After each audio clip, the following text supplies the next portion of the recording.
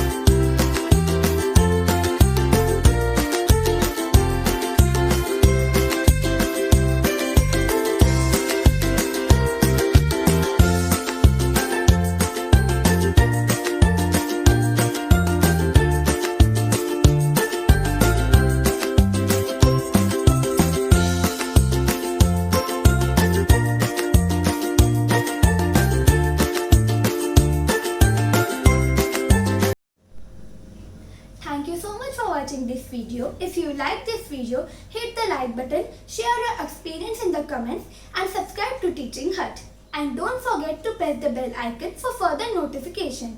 And for materials required in this video, check the description box down below. Thank you.